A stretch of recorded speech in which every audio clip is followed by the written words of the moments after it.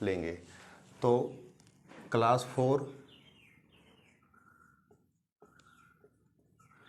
4 है हमारी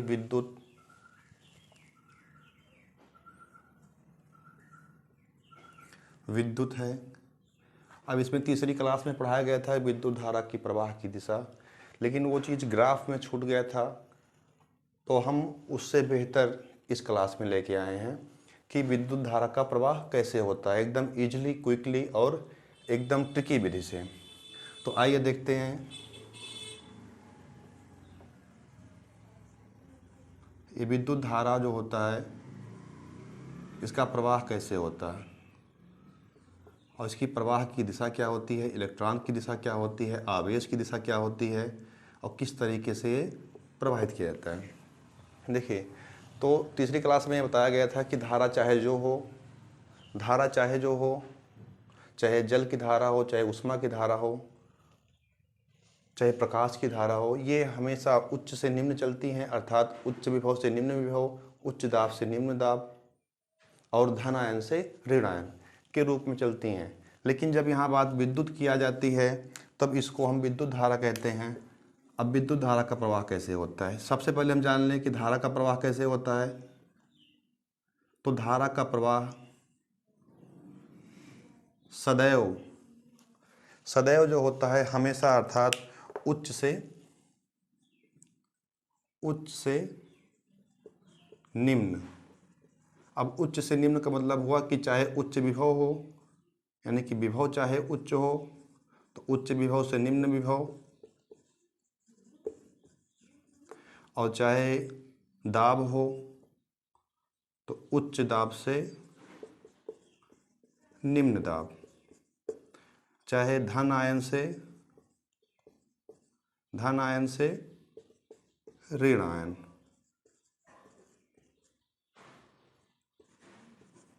ये होता है विद्युत धारा के प्रवाह, यानी कि विद्युत धारा में जो आवेश का प्रवाह होता है, विद्युत धारा आवेश के प्रवाह के सापेक्ष चलती है। अर्थात हमारा सूत्र मिलता है I बराबर Q/T या Q बराबर I/T। Q बराबर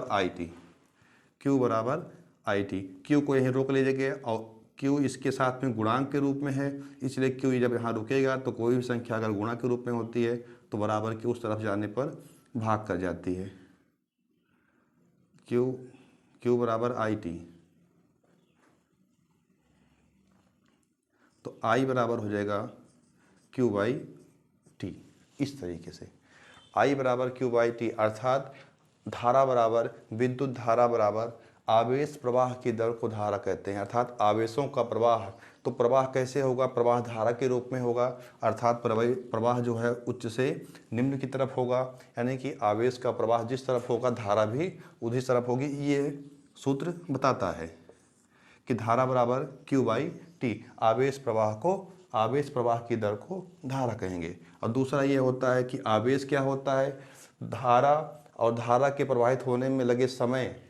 जो धारा है, किसी परिपथ में जो धारा प्रवाहित हो रही है, जितनी धारा प्रवाहित हो रही है वो गुणे जितनी देर तक हो रही है, उन दोनों को मल्टीपल कर दें तब हमारा आवेश निकल जाएगा। अर्थात इस तरीके से दोनों विधियों से सिद्ध होता है कि धारा का संबंध आवेश से है, अर्थात आवेश का संबंध हमेशा उच्च से निम्न की तरफ होता है। तो हम कह सकते हैं कि आवेश का प्रवाह जो होगा या धारा का जो प्रवाह होगा वो आवेश के सापेक्ष होगा।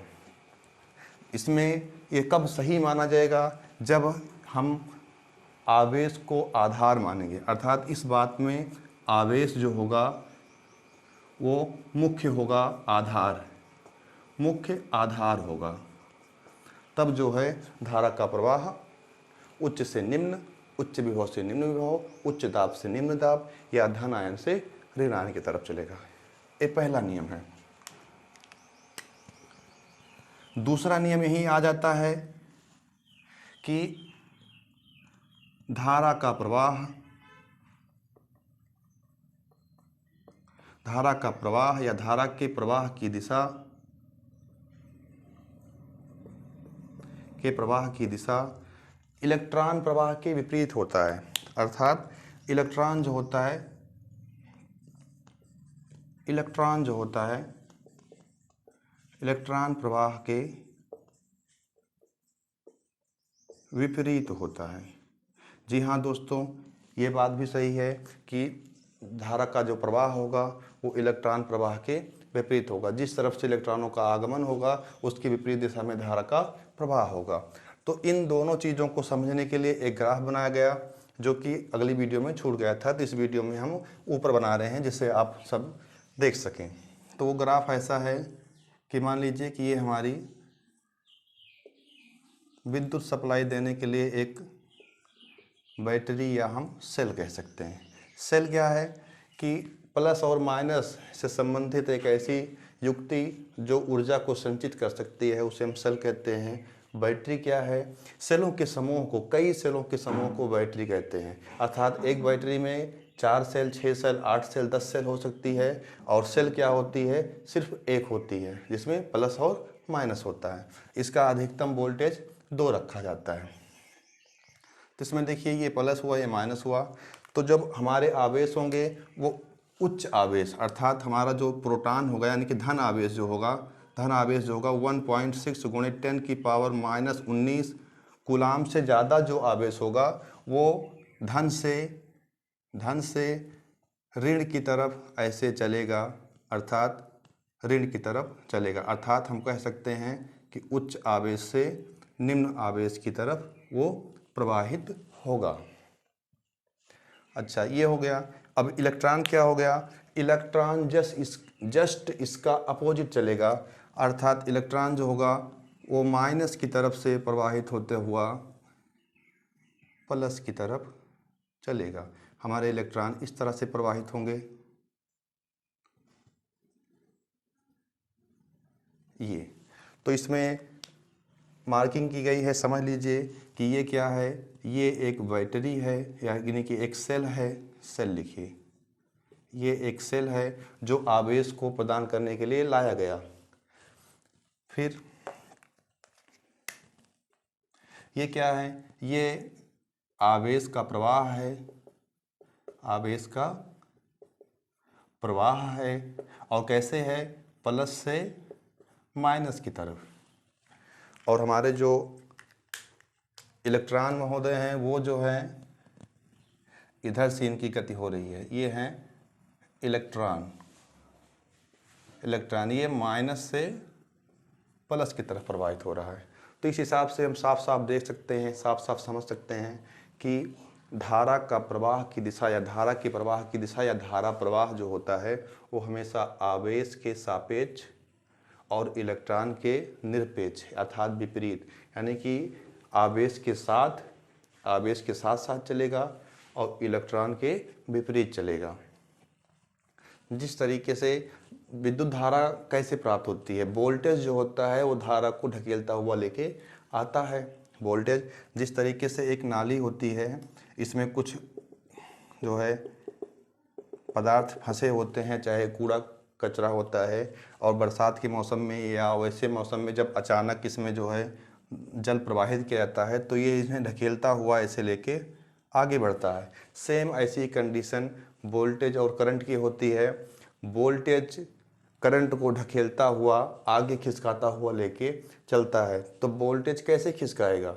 जब उसमें उच्च आवेश होगा, जब उसमें ज़्यादा ताकत होगी उसे ढकेल सकने की। तो ये हम कई रूपों से कह सकते हैं, चाहे इस उदाहरण को समझ के, चाहे इसको समझ के, चाहे इसको, ये हम कह सकते हैं, हर हाल में कह सकते हैं कि हमारा करंट जो है वो उच्च विभव से निम्न विभव की तरफ चलता है। कब? जब आवेश को सापेक्ष माना जाए, अर्थात क्वेश्चन में ये कहा जाए कि आवेश, उसमें शब्द आवेश आ जाए, अर्थात विद्युत धारा का प्रवाह कैसे होता है, आवेश के सापेक्ष कि आवेश के विपरीत। तो वहाँ पे आवेश के सापेक्ष।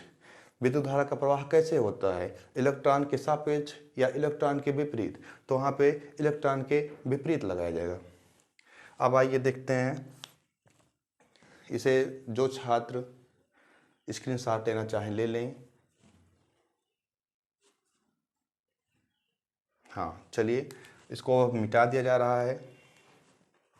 अब इसके लिए जो है इतना लंबा चीज़ अगर नहीं याद पा रही हैं, आपको याद नहीं हो पा रही हैं, तो इसके लिए एक छोटी सी शानदार ट्रिक बनाई गई है जो शायद अभी हमें नहीं मिली थी कहीं तक, या आपको अभी तक नहीं मिली थी, शायद ऐसा ही कुछ होगा। अब देखिए, ये ट्रिक जो है ये सिर्फ विद्युत धारा प्रवाह की दिशा के बारे में ही बताएगी। तो ट्रिक है जो है, ट्रिक समझ लीजिए।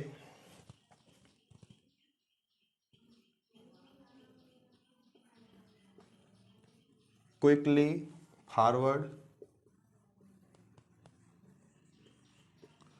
Quickly forward, easily reverse. इसका मतलब ये हुआ कि तेजी से आगे बढ़ें और आराम से पीछे आएं। अर्थात फॉरवर्ड मीन्स होता है आगे, आगे बढ़ाना। कोई भी चीज़ आगे बढ़ानी हो तो उसे हम फॉरवर्ड करते हैं, और कोई भी चीज़ बैक में लानी हो यानी कि विपरीत दिशा में लानी हो तो उसे यानी कि विपरीत या बैक, इसे हम रिवर्स करते हैं। अच्छा, अब इसके ट्रिक को हम कैसे समझेंगे, क्योंकि देखिए क्यू फार होता है कूलाम, क्यू फार होता है कूलाम, इसे आप समझ लीजिए क्यू फार कूलाम। जब इसे क्यू फार कूलाम समझ लीजिए और इसे समझ रहे हैं फॉरवर्ड मीन्स आगे, और इसे आप समझ लीजिए ई फार इलेक्ट्रॉन, ई फार इलेक्ट्रॉन, और इसे समझ लीजिए विपरीत।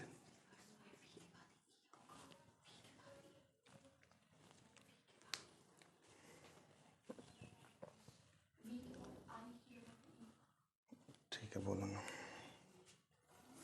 इसमें देखिए कूलाम जो होगा यानी कि इसकी हिंदी हो जाएगी आवेश, और इसका मतलब हो जाएगा आगे। कूलाम यानी कि आवेश, और इसका मतलब फॉरवर्ड का मतलब हो जाएगा आगे। इलेक्ट्रॉन, इलेक्ट्रॉन इलेक्ट्रॉन ही रहेगा,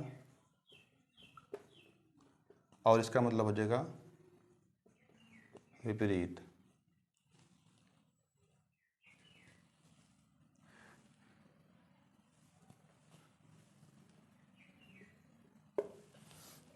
देखिए यहाँ पे क्विकली फॉरवर्ड अर्थात तेजी से आगे बढ़ो, आराम से पीछे आओ, आराम से पीछे आओ, यही है धारा प्रवाह का दिशा, धारा प्रवाह की दिशा। इसमें आप धारा प्रवाह की दिशा निकाल रहे हैं, इसलिए धारा प्रवाह लगा दीजिए बस। धारा प्रवाह की दिशा लगा दीजिए, अपने आप बन जाएगा। देखिए धारा प्रवाह की दिशा जब लगाएंगे तो इसका मतलब क्या हुआ कि धारा का प्रवाह, जो हमारे आवेश चल रहे होंगे, आवेश, वो उसको आगे लेके जाएंगे, अर्थात आवेश के सापेक्ष चलेंगे, आवेश के साथ चलेंगे, यानी कि उच्च से निम्न चलेंगे। और इजीली रिवर्स मतलब हो जाएगा कि जो इलेक्ट्रॉन होंगे, जो हमारे इलेक्ट्रॉन होंगे वो विपरीत, यानी कि इलेक्ट्रॉन विपरीत, यानी कि इलेक्ट्रॉन जो होंगे वो धारा के विपरीत चलेंगे। तो ये समझ में आया दोस्तों? अगर नहीं समझ में आया तो फिर से देख लीजिए कि क्विकली फॉरवर्ड, इजीली रिवर्स, अर्थात तेजी से आगे बढ़ो, आराम से पीछे आओ। अर्थात क्यू का मतलब कूलाम, तो उसको हम सी के बदली क्यू लिख दिए हैं, और क्यू बराबर भी होता है आई टी, अभी आप देखे ही थे, तो क्यू से कूलाम हो गया। अच्छा, कूलाम और फॉरवर्ड मीन्स आगे, अर्थात जब यहाँ पे हम मतलब आधार आवेश को मान लेंगे, आधार हमारा आवेश होगा, तब धारा का प्रवाह आवेश के सापेक्ष यानी कि आवेश के साथ साथ, यानी कि यहाँ हम लिख सकते हैं कि धारा का प्रवाह आवेश के सापेक्ष होगा। दूसरी तरफ हम लिख सकते हैं कि धारा का प्रवाह इलेक्ट्रॉन के विपरीत होगा। जो चाहे इसको उसके साथ ले लें। इसमें यही है कि क्विकली फॉरवर्ड इजीली रिवर्स, आवेश के सापेक्ष चलेंगे और इलेक्ट्रॉन के विपरीत आएंगे, वही होगा धारा का प्रवाह या धारा प्रवाह की दिशा। एकदम छोटी सी बात है। इसमें और समझने के लिए आप समझ लीजिए कि जब आधार को आवेश माना जाएगा तो आवेश के सापेक्ष, और जब आधार को इलेक्ट्रॉन माना जाएगा, यहाँ पे आधार जो हो इलेक्ट्रॉन माना जाए, तो इस तरीके से चलेगा।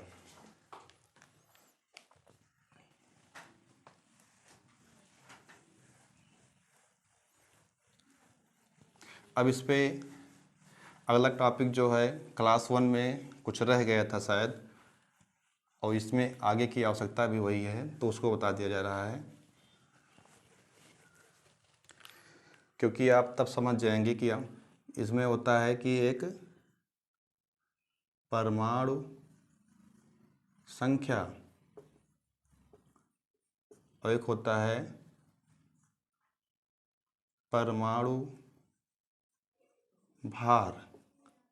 अब इसी को हम कह सकते हैं, कहने की भाषा में अगर पूछ भी ले कि परमाणु द्रव्यमान, तो भी यही होगा। अगर इसे पूछ ले कि परमाणु क्रमांक, तो भी यही होगा, क्योंकि क्रमांक भी संख्या को दिखाता है और संख्या भी संख्या को दिखाती है। अर्थात कहने का मतलब कि इसमें दो ही मुख्य सूत्र होते हैं, एक परमाणु संख्या और एक परमाणु भार।